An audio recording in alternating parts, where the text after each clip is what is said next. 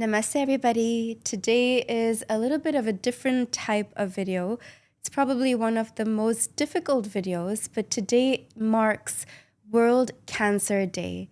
And I really wanted to dedicate this video to someone extremely special in my life, the most important force, the reason why Wellness Shraddha even exists, the heart of Wellness Shraddha, which is my mother, Amishi.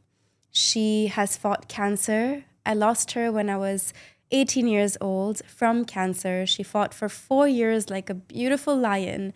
So I really wanted to dedicate today's video and share a little bit about her and just allowing ourselves to remember our loved ones, sharing love, kindness. So it's not just about, a story of cancer. It's a story of courage, of strength, about healing, and how do we deal with ourselves after losing someone that we love the most in the world. So I really wanted to come up and do this today as a special dedication, a tribute to my mother, Amishi. And this is also dedicated to anybody that is currently going through cancer, anybody who maybe you've lost a parent, maybe you've lost a family member from cancer. I am with you. I feel you. I know exactly what this is. And I hope that this video truly inspires and brings that spark back and a little bit of positivity and a different angle to this entire crazy chaos called cancer. So without further ado, let's get started into it. So I wanted to start off this video a little bit, fun in the sense of I want everybody, and including you, to know who Amishi was. I mean, she's right here next to me. And before the cancer, like, how was she as a person? Well, I can tell you that she was, if I have to sum up Amishi in one word, it would be a sunshine. I don't think that I've ever met anybody like her. Her positivity, her kindness, her bubbliness. I'm from the French school, and she's the one who put me in French school because she used to go to the French school. So she was like talking in French and like super energetic and super like full of life, I would say. I don't think I've seen my mom ever, like even for a moment, dull or sitting or like that. No, it's like she enters the room and it's like, bam, the sunshine has entered the room. And that is how I remember Amishi to be, whether it was before the cancer or during the cancer. She was just such a bubbly ray of joy. Anywhere she went, she would give love. Anybody, like I'm from Antwerp, and that's where I've lived my whole life. And you ask anyone, even till date, how was Amishi? I think one word for everybody, a sunshine. So that is what mom was like. And to have such a mother who's given me so much love to last me a lifetime, that even today, as I'm sitting on this chair, and as much as it's difficult to record this, but I feel so proud to have a mother like her, because she has truly, I think her sunshine was so strong that it really just pierced in my heart. And today I'm trying to shine that light of Amishi through yoga and wellness to everybody else. So, I was really, and I am the most blessed and fortunate daughter to have a sunshine as my mom. And then coming into my childhood with her. So, honestly, I've had pretty much a really, really good childhood. I think when things started getting rough, the roughest year of my life was last year, and I missed my mom so dearly during this phase of my life. But coming back to childhood, everything was great. It was that typical Indian family living in Antwerp. Like, my father was not so involved at that time. My mother was the one who, took care of the 3 children. I have a sister and a brother as well. And we were the ones who were like basically occupying her whole life. Like her whole life was equal to her children.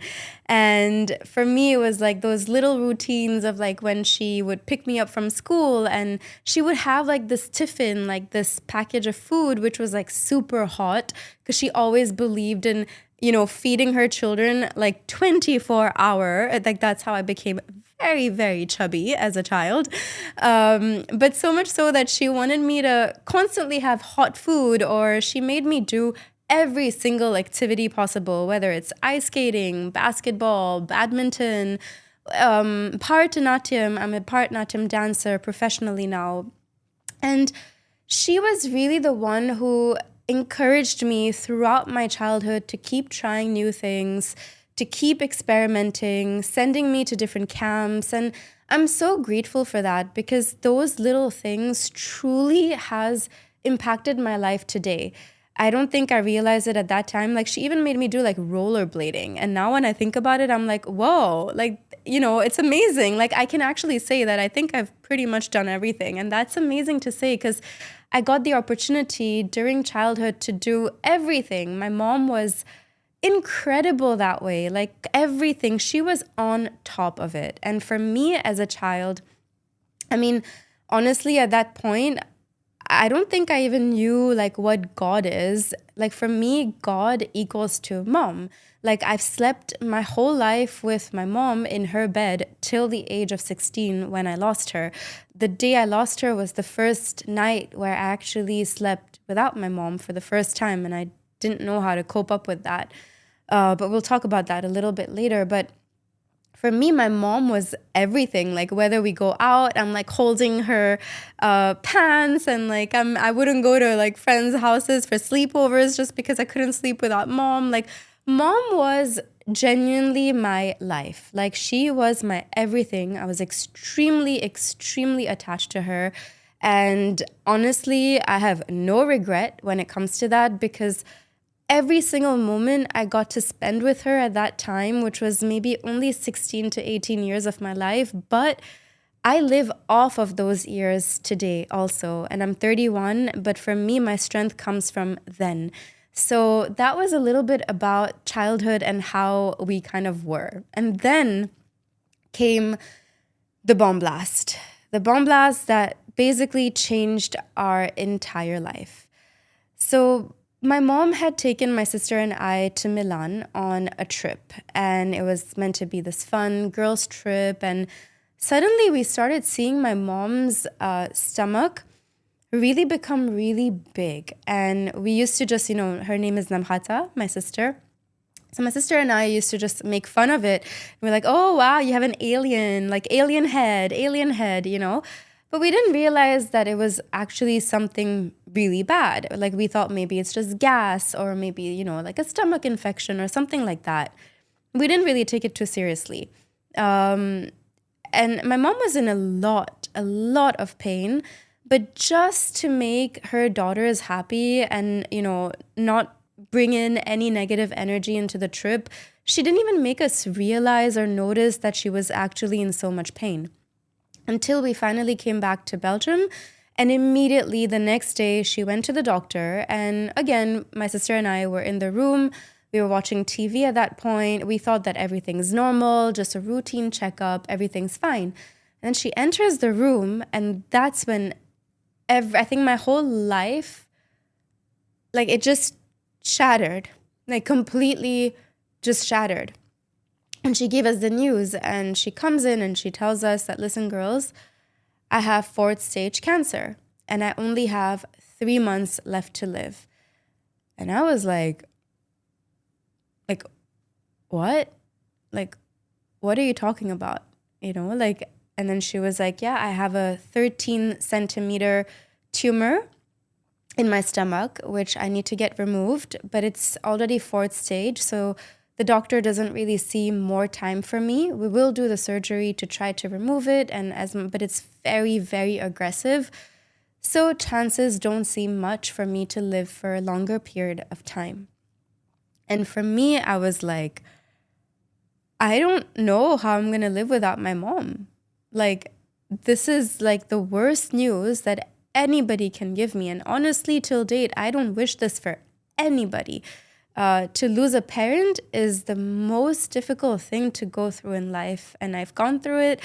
I know what it is. So that's when basically reality hit. And that's when I was trying to digest and process this new information that came in. I was so young at that point. I was like 14. So I just couldn't. I just was like, how am I going to do this? How am I going to live without my mom? But I want to also share that the most incredible thing in this was that my mom, like when she's seeing the two, daughters like basically shattered, she remained the lion that she is. She remained the sunshine that she is. I think that was the first and the last time that I have seen my mother cry.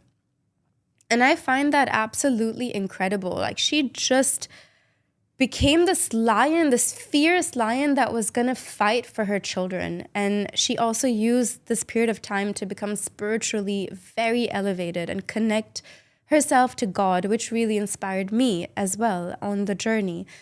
So then, yes, her chemotherapy started and the whole journey, of cancer. And, the good thing was that, yeah, she got the surgery done.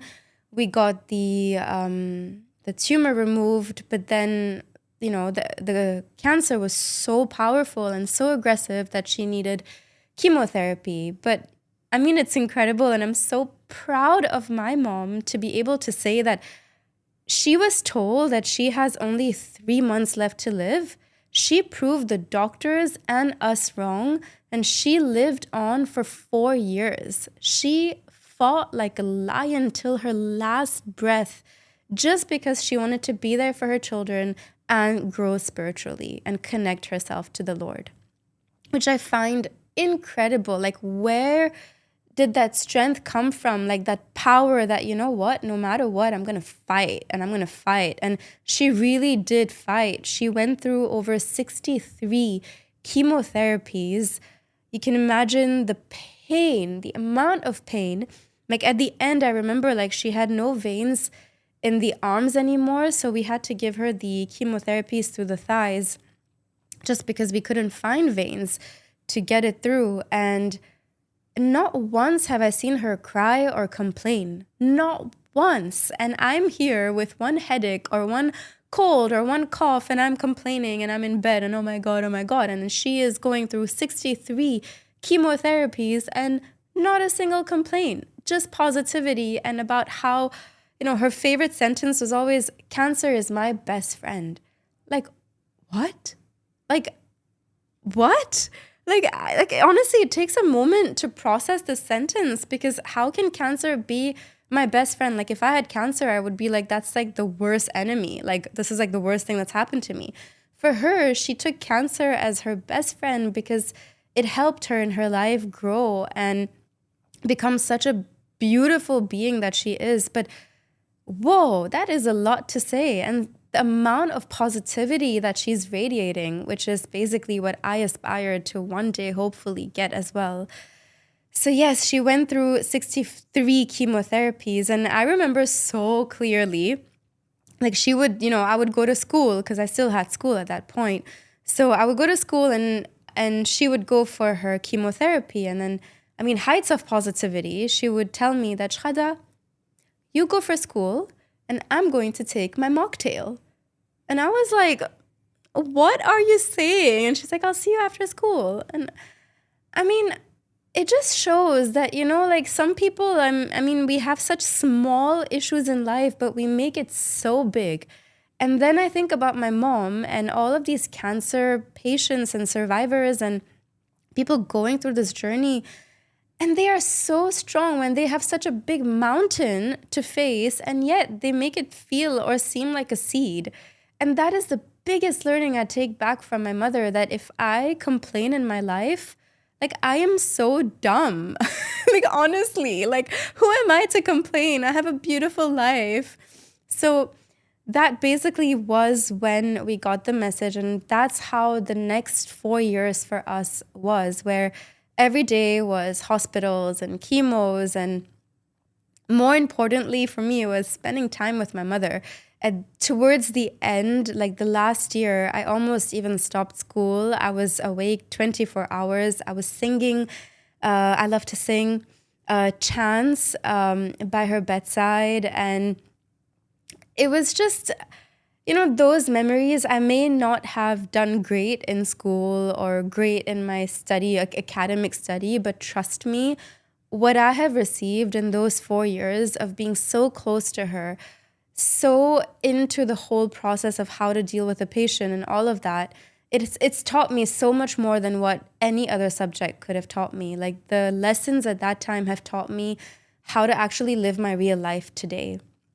And I wanted to share also about, like during those 4 years, mom's spirit was so fun because she always tried to make it so, just like she made everything light, even the cancer was light. So for example, like at night, like she would have chemotherapy during the day. And then us girls, like my sister and mom, and we would be like, you know what? Let's sneak out of the house and let's go to McDonald's and let's have a cheeseburger and a McFlurry. Like she made sure that even when she's going through chemotherapy, she takes us girls out for McDonald's. She would obviously not have it, but she would take us. So that positive, really naughty little side to her was always alive, no matter what the pain was like. Or like I remember so clearly once she had to get this like minor surgery done. And obviously, the Shraddha that I am, I'm never going to leave my mother. So then I decided to stay overnight at the hospital with her. And then everybody left, everything's fine. And then she tells me, Shraddha, I was like, yeah, mom. She was like, can you do me one favor? I was like, yeah, of course. And then she's like, get my phone. And then she like, with her phone, with like the lack of energy that she had, like no energy, she dials Pizza Hut. And she orders this big margarita pizza, which is my favorite. And she gets it ordered at the hospital room. And she's like, let's have a sleepover. Let's have a fun party. And I was like, you just had surgery. So it's just like those moments. And I remember so clearly, I was in bed with her on her bed and I was eating that pizza and we were watching something. And those memories are essential and they remain with me till date. Like those are the memories that I take with me. Like every single day I wake up in the morning and I ask myself, why am I waking up today? And then the only picture that really comes to my mind is Amishi. It is her. If I have to live today, it is to live her legacy, to live the way she's taught me to live, and to truly pay my tribute to my mother because she really deserves it, because she's the best. So that is basically about the 4 years. And I wanted to also share about, the time of the funeral. I was honestly too young. I was only 16 when I lost mom. But I remember again so clearly, it was tough. It was, nothing was really going in my brain. And I thought that, like my dad basically booked the biggest place in Antwerp where we burn the body. And I was like, why? Like, it's not required. We don't have so much family or so many friends, so it's not required. And then he was like, no, it's fine. And suddenly I see the line like till outside the complex. And I was like, who are these people? And when everybody comes and they pay their respects and they were like, oh, I'm the milkman. Oh, I'm the window cleaner. Oh, I'm the French teacher. Oh, I'm this, I'm that. And I was like, I've never met you in my life. And imagine the love that she would have given to that person for them to actually come. They don't even know us, but they all had tears in their eyes. Like, how can someone leave with leaving so much love? Like that even like the window cleaner has tears in their eyes. It amazes me. How much love did she have in her? How much positivity? And at the same time, she had so much detachment, which is something, like if you ask me what is the quality I love about my mother, it's this.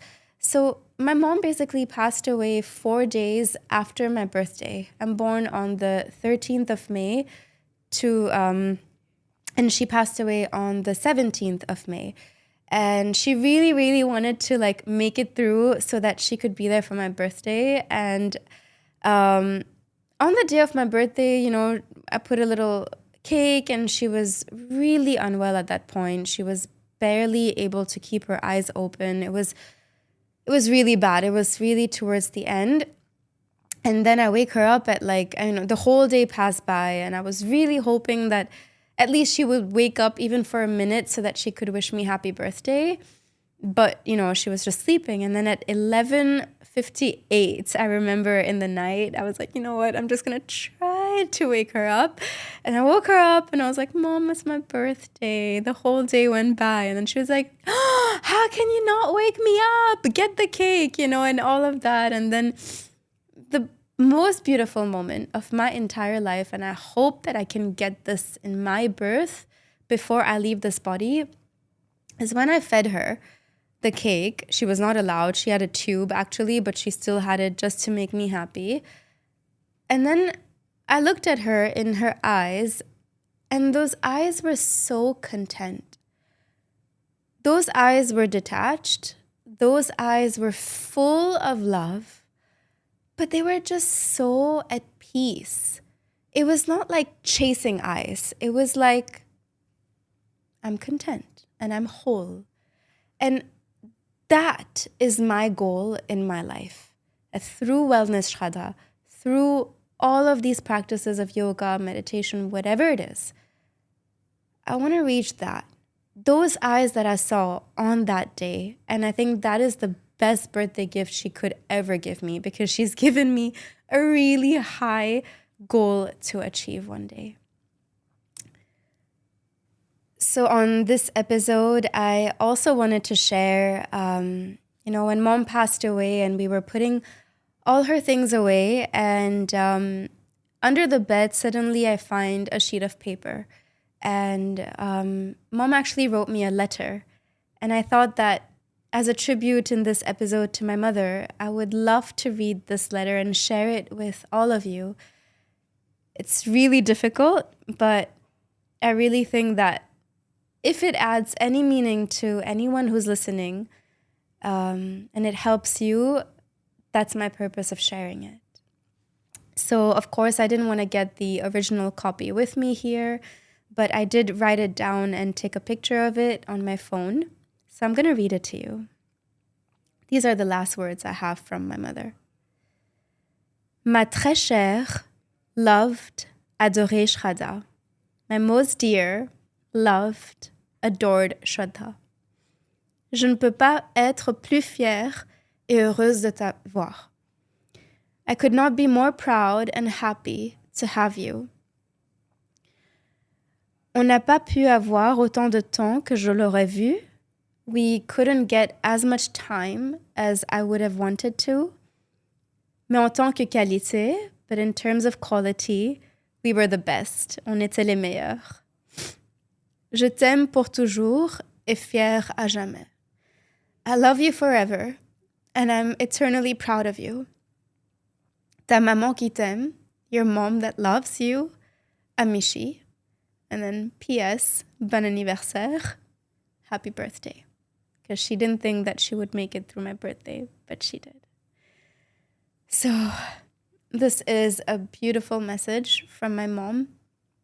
And I also wanted to share with you my mom's favorite song. As I mentioned to you, I would sing to her every single night. And her favorite song was the song from Mariah Carey called Hero. And I just recorded it just as an offering for her, as my Valentine, as Valentine is approaching. And I hope that you enjoy it. And let's just have a listen to it together. There's a hero. If you look inside your heart, you don't have to be afraid of what you are.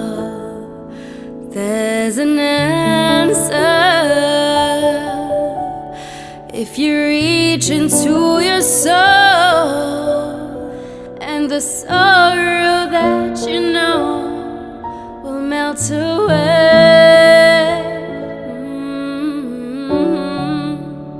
And then my hero comes along with the strength to carry on, and I cast my fears aside, and I know I will survive. So when I feel like hope is gone, look inside myself, be strong, and I'll finally see the truth, that my hero lies in me.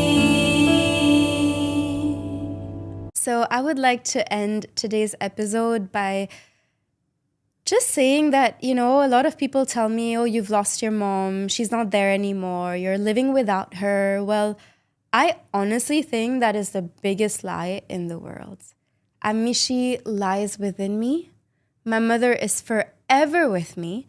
I don't believe in goodbyes. I believe that she is living with me. I don't believe that she's dead. She is so alive. Her energy is radiating with me and through me. So for anyone that maybe you've lost someone that you love, maybe we can see it in that way. Like for me, when I think of the sunshine, Amishi just pops up, or what I'm trying to do is live her legacy while she's alive, clearly. So why do we have to say goodbye when it could just be such a beautiful, different way of living with the people that we love? Of course, grief and losing a parent is the most difficult thing that a child, I think, can go through. But at the same time, I think I am so blessed and so proud to call Amishi my mother, because today, if I am alive, it is because of her love. It's because of her virtues, her values, her consistency, her lion spirit.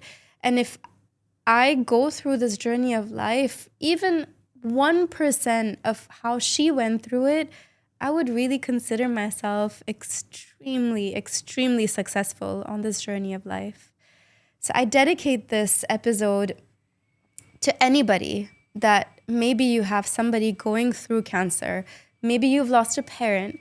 Maybe you're going through cancer, or whatever it may be. But I dedicate this to all cancer patients, all cancer families, all survivors, and know that this journey can be beautiful, and strength means to have that power even when we're not able to see the light.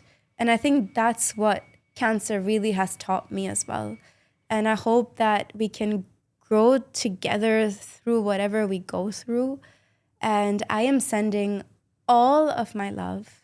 And finally, I just want to end by saying, Amishi, I love you and I miss you.